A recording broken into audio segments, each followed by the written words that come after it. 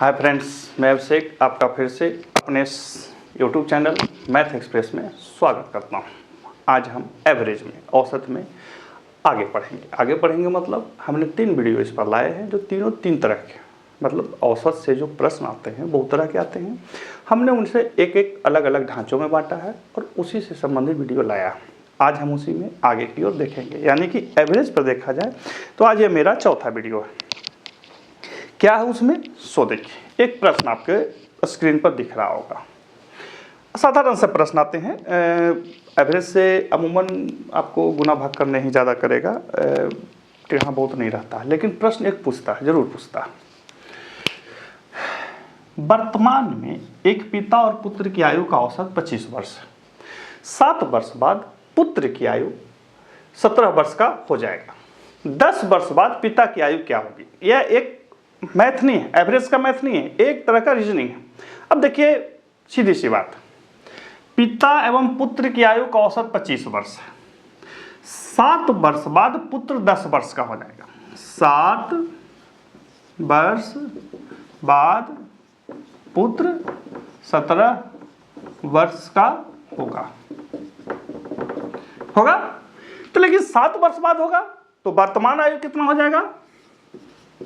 वर्तमान आयु बराबर 17 घटाओ 7 यानी कि 10 वर्ष। तो बेटा 10 वर्ष का है तो पिता कितना होगा? अब यहां पर ध्यान लगाना है, पिता एवं पुत्र की आयु का औसत 25 वर्ष है, तो लिखेंगे पिता प्लस पुत्र की कुल आयु, यहीं पे ध्यान देना। कुल आयु कितना हो जाएगा? देखिए यहाँ पे पिता और पुत्र हैं, मतलब 2 आदमी। कितने आदमी हैं? 2 आदमी। तो 2 आदमी का औसत है 25 वर्ष, तो कुल आयु कितना हो जाएगा? 25 गुने 2 यानी कि 50 वर्ष। तो बाबू, पिता और पुत्र की आयु कुल है 50 वर्ष, तो पिता कितना हो जाएगा? सो बताइए, पिता बराबर, तो जो 50 वर्ष है उसमें से पुत्र की आयु हमने कितना निकाला है? 10 वर्ष, यानी कि 40 वर्ष हो जाएगा। ये ध्यान रखिए कि 40 वर्ष जो है वो पिता का वर्तमान आयु है, लेकिन पूछ रहा है कि 10 वर्ष बाद पिता की आयु क्या होगी, तो लिख देंगे 10 वर्ष बाद पिता बराबर 40 वर्ष वर्तमान आयु मिला प्लस 10 यानी कि 50 वर्ष। इस तरह से आप प्रश्नों को हम बना सकते हैं, समझ बूझ के कर सकते हैं। ध्यान दीजिए कि कोई एक्स्ट्रा बल बुद्धि नहीं लगाना है, जो है उसी पे आधारित प्रश्नों को देख लेते हैं। अब इसी में आपसे और भी तरह के प्रश्नों को पूछता है, मैं आपको उसका भी एक उदाहरण लेकर के दिखलाता हूं। अब देखिए, एक और प्रश्न आपको दिख रहा होगा। ये जो प्रश्न है मूल रूप से गुना भागा जाता है। प्रश्न बहुत आसान है। क्या कह रहा है? एक कक्षा का औसत भार 60 केजी है। कक्षा के लड़कों का औसत भार 80 केजी है और कक्षा में मतलब क्लास में लड़कों एवं लड़कियों का अनुपात 5:4 है। यदि कक्षा में 72 छात्र हैं तो लड़कियों का औसत भार बताओ। बहुत आसान है, कहीं कोई दिक्कत नहीं है। आपको इसमें क्या क्या दिख रहा है, क्या क्या नहीं दिख रहा है, देखिए मैं बता रहा हूँ। इसमें सबसे पहले आपको ध्यान देना है कि जो औसत भार है कक्षा का वो दिया हुआ, तो जो दिया हुआ है उसको हम लिख लेंगे, जो नहीं दिया हुआ उसको छोड़ देंगे। तो औसत भार दिया हुआ है, कितना दिया हुआ है सो देख लीजिए। औसत भार यहाँ हमारा दिया हुआ है, कक्षा का जो है टोटल 60 केजी है, छात्र हैं 72, लिखेंगे कुल छात्र बराबर 72 केजी। एक चीज ध्यान दीजिए कि मैं जो भी फॉर्मेट मैथ का बनाता हूँ या वीडियो में जो भी लाता हूँ वो बिल्कुल प्रारंभ से पढ़ रहे बच्चों के लिए लाता हूँ। तो क्या जो अंतिम पढ़ रहे हैं उनके लिए नहीं, सब के लिए है, लेकिन जो बिल्कुल प्रारंभ से इनिशियल एकदम जिनको शुरू से समझ में नहीं आता है उनके लिए। और वो मैथ कैसे सीखेंगे? मैथ बनाना इंपॉर्टेंट नहीं है, सबसे बड़ा इंपॉर्टेंट होता है कि आप सीखें कैसे। यदि आपके सीखने की प्रक्रिया बहुत अच्छी रही है तो आप कैसे भी मैथ को बना सकते हैं, और यदि सही नहीं फिर दिक्कत होती है। अब मैं ये नहीं कह पाऊंगा कि मैं जो बता रहा हूँ वही सबसे सही है, आप जैसे सीखें, ये सिर्फ निर्भर करती है आप पर, आप जैसे भी सीखें। मैं बहुत सारे बच्चों को देखता हूँ बहुत ही अलग फॉर्मेट से मैथ बनाते हैं, जहाँ से भी वो सीखे हैं तो अच्छा लगता है, चलो ये बिल्कुल हमसे अलग तरीके से बना रहा, बनना चाहिए, कोई दिक्कत नहीं है। लेकिन जो आप सीखें उसमें कन्फ्यूज़न नहीं होना चाहिए। मैं जितने भी ऑफलाइन बच्चों को पढ़ाता हूँ तो वो सब यही बोलते हैं कि सर आपका जो मैथ बनाने का तरीका है सिर्फ एक ही फॉर्मेट पे रहता है। बोले देखो हम एक ही फॉर्मेट पे बनाते हैं, हमें कोई विशेष सूत्र नहीं लगाना है, कोई विशेष ट्रिक नहीं लगाना है, कोई विशेष अलग हमको व्यवसाय नहीं करना। हमने औसत का मैथ लिखा, औसत के मैथ में कुल भार और कुल व्यक्ति को भागा दे दिया, औसत वजन निकल गया। यही बेसिक फार्मूला औसत का होता है और इसी पर हम सारे चीज़ को बैठा के लाते हैं। अब ये आपकी योग्यता के ऊपर निर्भर है कि कैसे आप उस सारे मैथ को एक ही तरीके से बना पाते हैं, ध्यान रखिएगा। कुल छात्र कितना है? 72 केजी नहीं 72, ठीक है। औसत भार, कुल छात्र का औसत भार, औसत भार बराबर 60 केजी है ना जी, 60 केजी। इसीलिए 72 छात्र का कुल वजन बराबर 72 गुने 60 कितना हो जाएगा बाबू? 6 दूनी 12 के 2 से ले 1 7 के 42 1 4320 केजी। तो ये कक्षा के कुल छात्रों का वजन निकल गया। अब इसमें लड़का कितना है, लड़की कितना है दिया हुआ है। अब लिखेंगे लड़का बराबर लड़का कितना हो जाएगा बाबू? टोटल छात्र हैं 72, 5 अब बटा 9। क्यों 9 क्यों लिया हमने? तो हमने इनको जोड़ लिया। लड़का है 5, लड़की है 4, यानी कि 9 छात्र में 5 छात्र लड़का है, 4 छात्रा है यानी लड़की है। तो 9 में तो 72 में कितना हो जाएगा? तो काट देंगे, 9 × 72 यानी कि 40 छात्र। और लड़की कितना हो जाएगा? लड़की बराबर 72 गुने 4 बटा 9, 9 8 चौके 32। अब बाबू आप ही बताइए हिसाब बन गया कि नहीं बन गया? देखिए 40 गो लड़का है, 32 गो लड़की है। लड़का का वजन दिया हुआ है, लड़कों का औसत कितना है? 80। तो लिखेंगे, डायरेक्ट लिखेंगे लड़की का कुल वजन। लड़के का कुल वजन कितना हो जाएगा बाबू? तो जो टोटल वजन है, कुल वजन है 4320, घटाओ लड़का का वजन घटा दीजिए। तो लड़का का औसत भार है 80 और कुल लड़का है 40, तो गुना कर देते हैं 80 गुने 40, 4320 घटाओ 3200 यानी कि 1320। तो लड़की का कुल वजन आया 1320, लड़की का वजन ऐसे भी कम रहता है, इसीलिए औसत बराबर 1320 बटा कितना बाबू? 32। बच्चे ना, लड़की कितना है टोटल? तो 32 लिख देंगे। काटिए तो कटेगा, कितना बार में कटेगा? 32 5 बार में 15 से ले 1 15 1 16 160। और सॉरी मैं भागा ही दे देता हूँ, ऐसे तो मुझे याद है लेकिन हम विशेष ध्यान नहीं लगाते हैं कभी भी। 32 है ना जी, हाँ 32 छक्का 32 से कट कर सुनना कट गया 60 यानी कि 60 केजी। लड़कियों का औसत वजन कितना आ गया बाबू? 60 केजी। क्या हमने कुछ अलग निकाला? हमने कुछ अलग दिमाग लगाया?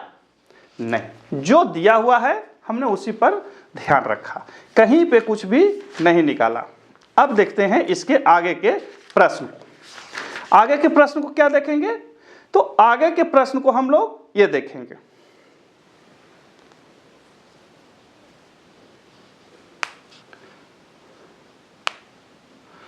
लगता है हम लोग गुना भागा गलत कर लिए क्या जी? आंसर में नहीं मिल रहा है, यहाँ पर 1120 होगा। 1120 शायद यहाँ, हाँ तो 1120। चलिए क्षमा प्रार्थी हैं आपसे कि हम ओवर कॉन्फिडेंस हो गए, यही होता है, कोई बात नहीं। तो देखिए फिर से लड़की का कुल वजन 4320 घटाओ 8 चौके 32 तो 1120, हमने 1300 कर दिया था, हमने उसको 3000 समझ लिया, कोई बात नहीं। तो 1120 अब बटा कितना, लड़की है कितना 32,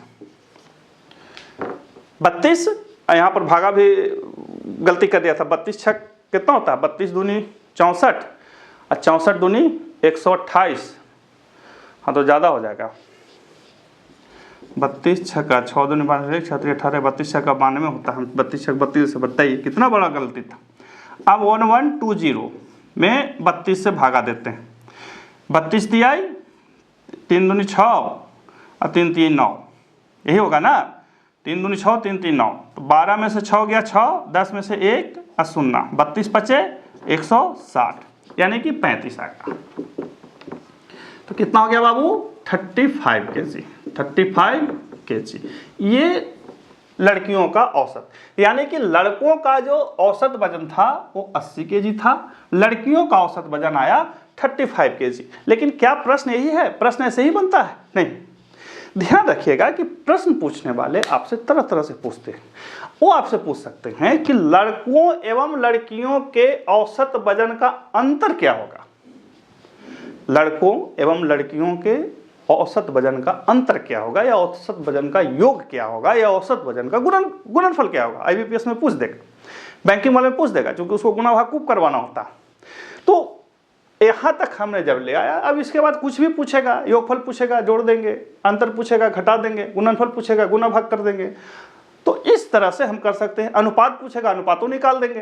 तो जो भी है हमने निकाल दिया, लेकिन हमने नियम क्या रखा, पहले कुल छात्र था उनका वजन दिया हुआ था, हमने टोटल वजन निकाला, लड़का की संख्या निकाला, लड़की की संख्या निकाला, लड़कियों का कुल वजन निकाला, जो कि हम एक बार गलत कर लिए, आप नहीं कीजिएगा। उसके बाद फिर हम लड़कियों का औसत वजन निकाल लिया। इस तरह से हमने इसको बना लिया। अब इसी एक बिल्कुल अलग तरह के प्रश्न देखते हैं जो कि CPO में पूछा हुआ है। अब देखिए एक और प्रश्न, ये भी प्रश्न नहीं है, औसत का है, लेकिन रीजनिंग टाइप का है, बिल्कुल रीजनिंग टाइप का है। पढ़ के देखिए, मैं पढ़ देता हूँ, मेरा राइटिंग तो मैं बार बार बोलता हूँ नोबेल प्राइज वाला है। एक पुस्तकालय में रविवार को आगंतुकों की औसत संख्या 510 है, अन्य दिनों में 240 है। शनिवार से प्रारंभ होने वाले 30 दिनों के एक माह में एक दिन में आने वाले आगंतुकों की औसत संख्या क्या है। प्रश्न क्या है, इसको समझ गए होंगे, नहीं समझ रहे होंगे तो मैं समझा देता हूँ।